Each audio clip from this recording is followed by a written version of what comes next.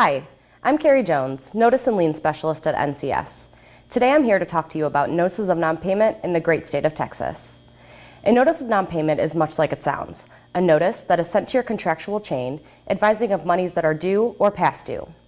The two most important things to remember about protecting your lien and bond claim rights in Texas are first, that the deadlines for the notice of non-payment, the mechanic's lien, and the bond claim will fall on the 15th day of the month.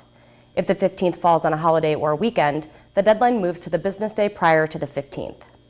Secondly, a notice of non-payment must be sent on a reoccurring basis for each month that you furnish to the project and remain unpaid. Now this is where things get interesting. If you are furnishing to a private commercial project in Texas, you must serve the appropriate notice of non-payment by the 15th day of the second and third months following each month in which materials or labor were furnished. The mechanic's lien must be filed no later than the 15th day of the fourth month following the last month in which materials or labor were furnished. We've put together a reference table to help you to determine the deadlines for the notice and the mechanic's lien. To navigate this table, simply locate the month of furnishing in column 1 and move horizontally from left to right. Now let's take a look at an example to break down the statute. Say I furnish steel beams to a project in April and in May. If I'm not paid for my April furnishings, I must serve the second month notice of non-payment by June 15th. If I'm still unpaid, I must serve the third month notice of non-payment by July 15th. You'll notice on the table that the lien deadline for my April furnishings is August 15th. However, since I'm furnishing to the project again in May, additional notices will be required and the lien deadline will be deferred another month. To protect my May furnishings, I would need to serve additional notices of non-payment by July 15th and August 15th. If the May furnishings were the last substantial furnishings to be made to the job and I'm still not paid, the mechanic's lien deadline would be September 15th. The outstanding balance for both the April and May furnishings would be included into one mechanic's lien. Now you may be asking yourself, is serving two notices of non-payment for each month of furnishing really necessary? What is the difference between the second and third month notice? One big difference between the second and third month notices of non-payment is who is required to be served. For the second month notice, the general contractor is the required party. For the third month notice, both the general contractor and the owner are required parties. The other big difference between the notices is that the third month notice must state that if the claim remains unpaid, the owner may be personally liable per the terms of the statute.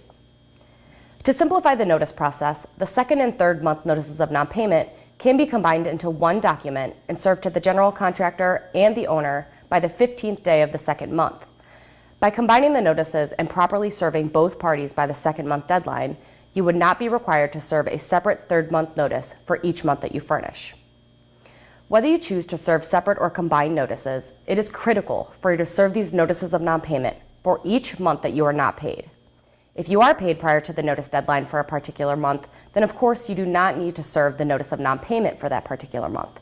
Remember, these are notices of non-payment. Fortunately, protecting bond claim rights for public projects in Texas is a little more straightforward.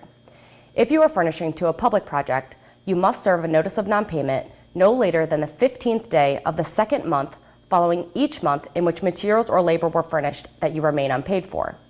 Then you would serve the third month bond claim, including a sworn statement of account, no later than the 15th day of the third month following each month that you furnished.